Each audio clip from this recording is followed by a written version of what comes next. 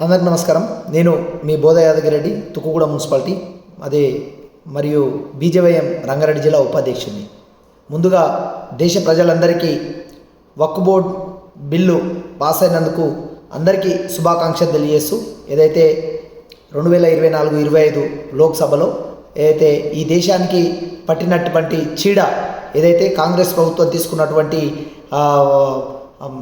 ఏదైతే అమానవిక ఏదైతే నిర్ణయాలు అప్పుడు తీసుకున్నారో వాటన్నిటికీ ఒక్కొక్కటిగా ఈరోజు అడుగులు ముందుకేస్తున్నందుకు నిజంగా భారతీయులమందరము సగర్వంగా గర్వపడవలసిన అవసరం ఎంతైనా ఉందని తెలియజేస్తూ, ఈ యొక్క బిల్లుకు సహకరించినటువంటి ఎన్డీఏ కూటమి అందరికీ ప్రత్యేకంగా పేరు పేరున ధన్యవాదాలు తెలియజేస్తూ, ఒక్కసారి గమనించండి భారతదేశం యొక్క చరిత్ర ఏ విధంగా అయితే వీళ్ళు కనుమరుగు చేసిరో, ఏ విధంగా అయితే ఈ దేశాన్ని నాశనం చేయనికే అడుగడుగున ఈ దేశాన్ని నాశనం చేయనికే కాంగ్రెస్ ప్రభుత్వం తీసుకున్నటువంటి ఈ యొక్క నిర్ణయాల వల్ల ఈ దేశం ఎంత వెనుకబడిందో ఒక్కసారి ఆలోచన చేయాలి.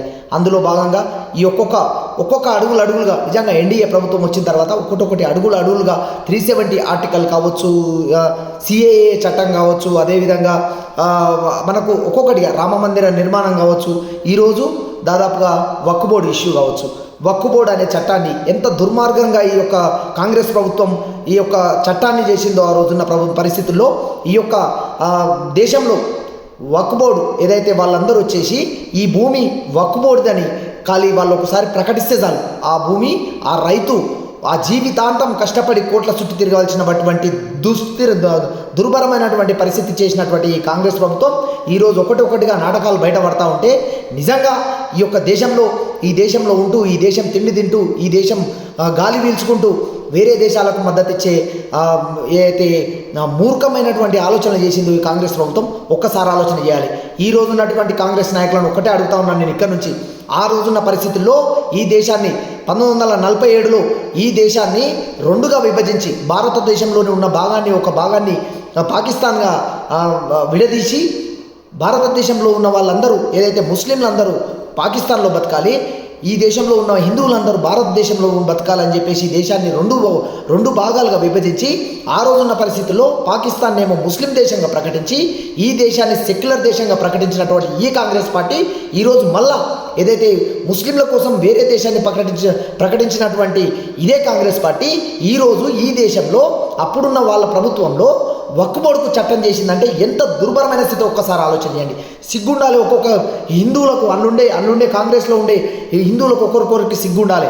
నేను ఎందుకంటే బాధతో చెప్తున్నా, ఇది ఎవరి మీద కోపంతో చెప్తలే. నేను ఈ దేశాన్ని నాశనం పట్టించినటువంటి కాంగ్రెస్ పార్టీలో ఉండి ఆడ కూర్చొని చట్టం చేస్తుంటే గాజులు దొడుకొని కూర్చున్నటువంటి హిందూ కాంగ్రెస్ నాయకులకు ఇక్కడ నుంచి హెచ్చరిస్తూ ఉన్నాను.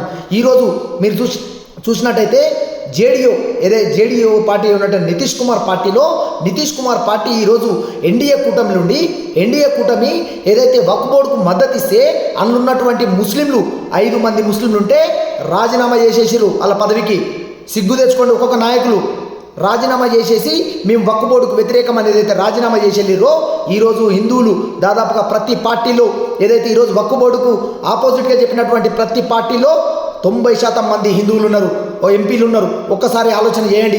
ఒక్కసారి మీ చీము నెత్తునుండాలి. రేపటి తరాలు ఏమైపోతాయి అనేది బాధ మీ లోపల లేదు. స్వార్థ రాజకీయం కోసం ఏదైతే చేస్తున్నారో మిమ్మల్ని ప్రతి ఒక్కరు గమనిస్తూ ఉన్నారు. మీరు రాజకీయం చేసేది మీ స్వార్థాల కోసం, మీ సంపాదన కోసం, మీ అయితే అక్రమ ఆస్తులను సంపాదించుకోవడం కోసం వాడు కూర్చొని ఏం చేస్తున్నా అయినా కన్ను మూసుకొని నేను వక్ఫ్ బోర్డుకు వ్యతిరేకం అని చెప్తే అందరూ గాజులు దొడుకుని ఆడోళ్ళలాగా పోయి దానికి మద్దతు తెలుపుతున్నారంటే ఒక్కొక్కరికి సిగ్గు శరం ఉండాలని చెప్తా ఉన్నాను. ఇక్కడ నుంచి రేపటి తరాలు ఏం కావాలి? మీరు చేసినటువంటి నిర్ణయాల వల్ల రేపటి తరాలు ఏమైపోవాలని ఇక్కడ నుంచి నేను క్వశ్చన్ చేస్తూ ఉన్నాను. దయచేసి ఇప్పటికైనా మారండి, అందరు మారండి. ఎక్కడిగినా ఈ యొక్క వక్ఫ్ బోర్డు వల్ల పేద ముస్లిం సోదరులకు ఎక్కడిగినా న్యాయం జరగలేదు. వాళ్ళకు సంబంధించినటువంటి ఈ వక్ఫ్ బోర్డు చట్టం వల్ల కనీసం ఏ ఒక్కరికన్నా వాళ్ళ వక్ఫ్ బోర్డు పొలంలో వాళ్ళకు పాఠశాలలు కట్టించిరా, వైద్యశాలలు కట్టించిరా, వాళ్ళకి ఏదైనటువంటి అభివృద్ధి కార్యక్రమాలు ఏమైనా చేసిరా అని ఇక్కడ నుంచి అడుగుతాను. ఏది లేదు. ఓవైసీ కుటుంబం ఈరోజు 3500 ఎకరాల పొలం ఇవాళ వక్ఫ్ బోర్డు పొలంలో కూర్చొని ఆడ ఒక్కడు అందులో ఎంపీలలో ఒక్కడు ఆడ కూర్చొని మద్దతు తెలుపమని చెప్తే సిగ్గు లేకుండా ప్రతి ఒక్కరు పోయి ఆయనకి మద్దతు తెలుపుతున్నారంటే ఒక్కసారి ఆలోచించండి. వాన్ స్వార్థం కోసం, కనీసం పేద ముస్లిం సోదరుల ఉపయోగాల కోసం కినా కాదు, వాన్ స్వార్థం కోసం వక్కుబోడు పొలాలు ఎవడో అనుభవిస్తున్నాడు. ఈరోజు వాడు కాలేజీలు కట్టుకున్నాడు, వాడు స్కూళ్ళు కట్టుకున్నాడు, వాడు మదర్సాలలు కట్టుకున్నాడు. ఇవన్నిటిని వదిలేసి ఒక్క పేద విద్యార్థికి, ముస్లిం పేద విద్యార్థికి కనీసం ఉచిత విద్య అందినటువంటి మూర్ఖుని కోసం మీరందరూ కలిసి ఈరోజు ఏదైతే వానికి మద్దతు తెలిపిరో యావత్ భారతదేశం సిగ్గుపడతా ఉంది. సిగ్గుండాలి ఒకనొకరికి. ఈరోజు ఉన్న పరిస్థితుల్లో మొత్తం మద్దతు ఏదైతే వక్ఫ్ బోర్డుకు మద్దతు ఇచ్చినటువంటి మొత్తం ఎంపీల సంఖ్య 232 మంది అయితే అందులో కేవలం 24 మంది ముస్లింలు మాత్రమే ఉన్నారు. సిగ్గుచేటు ఇది గమనించండి. కేవలం 24 మంది మాత్రమే ముస్లిమ్స్ ఉన్నారు. మిగతా 208 మంది హిందువులు ఉన్నారు. ఒకసారి ఆలోచించండి. జేడీయూ నితీష్ కుమార్ పార్టీలా ఖాళీ 5 మంది ముస్లింలు ఉంటే రాజీనామా చేసి పక్క జరిగిండు. ఏమైంది మీకు అంటున్నా?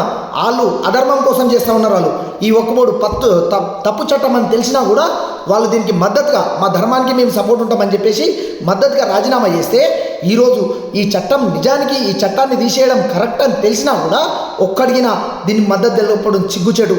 గమనించండి భారతీయులారా, ఎవరికి ఓట్లు వేసి గెలిపిస్తూ ఉన్నాం మనం? ఈ దేశం నాశనం చేసేటోనికా, ఈ దేశాన్ని బాగుపరచేటోళ్ళకా ఒక్కసారి ఆలోచన చేయాలి.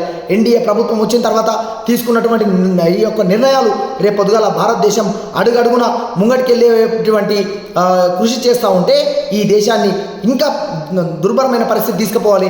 ఈ దేశంలో ఉన్నటువంటి చట్టాలను ఒక వర్గానికి అనుకూలంగా చేసినటువంటి చట్టాలను అదే విధంగా నడిపించాలని చెప్పేసి ఏదైతే చేస్తూ ఉన్నారో ఒక్కరిగిన క్షమించారు. రేపు పొద్దుగాల ఇక్కడ నుంచి హెచ్చరిస్తూ ఉన్నాం. ఈ లోకల్లో ఉండే నాయకులకి నేను చెప్తా ఉన్నాం. మేము తుక్కుగూడ మున్సిపాలిటీ నాయకులు కానీ అదేవిధంగా మాహేశ్వరం కాన్స్టిట్యున్సీ నాయకులు కానీ కేఎల్ఆర్ గారిని దీని మీద మేము వివరణ అడుగుతా ఉన్నాం. నీ యొక్క వివరణ ఏమైంది? కనీసం నోరు మూసుకొని ఎందుకు కూర్చుంటున్నారు? ఇక్కడ వచ్చి హిందువులు అందరూ తన ఓట్లు అడుగుతారు. మీరు రేపు పొద్దుగాల ప్రతి ఒక్కరికి ఇక్కడ నుంచి చెప్తా ఉన్నా, నేను ఓట్లు ఏం ముఖం పట్టుకొని అడుగుతారు? మీరు రేపు పొద్దుగాల వక్ఫ్ బోర్డుకు మద్దతు ఇస్తామంటారు కదా. ఇదే రావిరాలలో 650 ఎకరాల పొలం ఉంది. ఎవడు ఈ లోకల్లో ఉన్న లీడర్ని అడుగుతా ఉన్నా నేను, కాంగ్రెస్ నాయకులు, వాళ్ళకి ఏం సమాధానం చెప్తారు మీరు? వాళ్ళ సొంతం పట్ట పొలాలు వాడు వచ్చి వక్ఫ్ బోర్డు అని చెప్తే దాదాపుగా సంవత్సరాల కొద్దిగా కోర్టు చుట్టూ తిరుగుతూ ఉన్నారు. ఇంకా సిగ్గు లేకుండా మీరు వక్ఫ్ బోర్డుకు మద్దతు ఇస్తామని చెప్తా ఉన్నారు. రేపు పొద్దుగాల ఒకడొకడు ఓట్లకు వచ్చినాడు, మీకు ఏ సమాధానం చెప్పాలనో ఆ సమాధానం చెప్తారని ఇక్కడ నుంచి చెప్పండి. రేపు పొద్దుగాల ప్రజల ముందుకు వచ్చి చెప్పండి, వక్ఫ్ బోర్డుకు ఎందుకు మీరు అనుకూలమని ఇక్కడ నుంచి లోకల్ నాయకులు అడగండి. కేఎల్ఆర్ గారు పెడతారు కదా, నేను ప్రతిదానికి ఇది చేస్తున్నా అది చేస్తున్నా అని. వక్ఫ్ బోర్డుకు ఎందుకు మద్దతు ఇస్తారు? ఒక్కసారి కేఎల్ఆర్ గారిని వివరణ చెప్పాల్సిన అవసరం ఉంది. ఈ ప్రాంతం ప్రజలు ఏమైపోయినా పర్వాలేదు, ఒక వర్గం వారికి మేము మద్దతు ఇస్తామంటే రేపు పొద్దుగాల ప్రజలకు వస్తే మీకు ఏం గుణపాఠం చెప్పాలని ఆ గుణపాఠం చెప్తారని ఇక్కడ నుంచి హెచ్చరిస్తూ, దయచేసి ఇప్పటికైనా మిత్రులారా, ఇప్పుడు చూసినట్టయితే ఇప్పుడు మద్దతు ఇచ్చిన నాయకులందరూ, ఒక్కబోడు మద్దతు ఇచ్చిన నాయకులు మతపరమైనట్టు ఏదానికి లేదు. ఎందుకంటే వాళ్ళు చెప్పేది ఏంటంటే రామ మందిరానికి 40 ఎకరాలు ఇస్తేనేమో కోర్టుకు పోయారు. 500 సంవత్సరాల నుంచి రామ మందిరం కానియలేదు. ఇవాళ 9,50,000 ఎకరాలను వక్కుబోడుకుంటే నోరు మూసుకొని దానికి మద్దతు ఇస్తున్నటువంటి సిగ్గులేని నాయకులు ఈరోజు భారతదేశంలో ఉన్నారంటే నిజంగా మనం సిగ్గుపడవలసిన అవసరం ఉంది. యువకులారా మేల్కోండి. ఇలాంటి నాయకులను రేపు పొద్దుగాల తరిమి కొట్టాల్సిన అవసరం ఉంది. ఈ దేశాన్ని నాశనం చేసి ఈ దేశాన్ని ఒకటే వర్గానికి సపోర్ట్ చేస్తూ ఎక్కడైనా మేము గుర్తుపెట్టుకొని ఎవరికినా ఈ ఎన్డీఏ ప్రభుత్వం వచ్చినాక ఏ ముస్లిం సోదరునికినా అన్యాయం జరగలేదు. పేద ముస్లిం సోదరుకి ఈరోజు న్యాయం జరుగుతూ ఉంది. ట్రిపుల్ తలాక్ పేరుతోటి ఈరోజు పేద మహిళలకు ఏదైతే వాళ్ళు ఒకరొకరు 3-4 పెళ్ళిళ్ళు చేసుకొని వాళ్ళని రోడ్డు మీద పడేస్తుంటే ట్రిపుల్ తలాక్ తెచ్చి ఈరోజు నరేంద్ర మోడీ ప్రభుత్వం వారికి అండగా నిలిచినటువంటి ప్రభుత్వం నరేంద్ర మోడీ గారి ప్రభుత్వం, ఎన్డీఏ ప్రభుత్వం. ఇలాంటి ప్రభుత్వం తీసుకున్నటువంటి నిర్ణయాలను వ్యతిరేకించడం నిజంగా సిగ్గుచేటుగా భావిస్తూ రేపొద్దుగల రేపటి తరాలు బాగుండాలంటే గమనించాలి. మనం అందరం వినా ఈ దేశం రాజకీయమే ముఖ్యం కాదు. గమనించండి, మనం ఏం చేస్తున్నాం అనేది ప్రతి ఒక్కరు గమనిస్తూ ఉన్నారు. ఒకప్పట్లేక రాజకీయాన్ని చెప్పి నమ్మించే పరిస్థితి లేదు. అంతా ఆన్లైన్ సిస్టమ్ అయిపోయింది. నువ్వు తప్పు చేస్తున్నావు, కరెక్ట్ చేస్తున్నావు అని ప్రతి ఒక్కరు గుర్తిస్తున్నాడు. దయచేసి రేపటి తరాల కోసం పనిచేద్దాం. ఈ భారతదేశం అడుగున ముంగట్టుకు పోయే విధంగా ప్రయత్నం చేద్దాం. అంతేగాని ఈ దేశ సంస్కృతి సాంప్రదాయాలను నాశనం చేసినటువంటి వాళ్ళను ఎప్పటికైనా క్షమించాలని తెలియజేస్తూ ఇప్పటికైనా రేపటి తరాలు బాగుండాలంటే మనం మంచి రాజకీయం చేద్దాం. ఏదైతే వాళ్ళకి సంబంధించినటువంటి ఈ దేశానికి సంబంధించినటువంటి సంపదను కాపాడే ప్రయత్నం చేద్దాం. అంతేగాని విష సంస్కృతులను తీసుకొచ్చి ఈ దేశానికి రుద్ది అదే కరెక్ట్ అని చెప్తే ఎవడు నమ్మే పరిస్థితి లేదు. దేశంలో ఒక్కటి గుర్తుపెట్టుకోండి, మీరు ఈ దేశాన్ని ఇంకేమో చేస్తాం ఇంకేమో ఏమి చేయలేరు గుర్తుపెట్టుకోండి. ఈ యొక్క దేశం వేదభూమి, ధర్మభూమి. ఈ భూమి మీద దేవతలను నడిచేటటువంటి ఈ భారతదేశాన్ని నాశనం చేయాలనుకోవడం మీ కళ.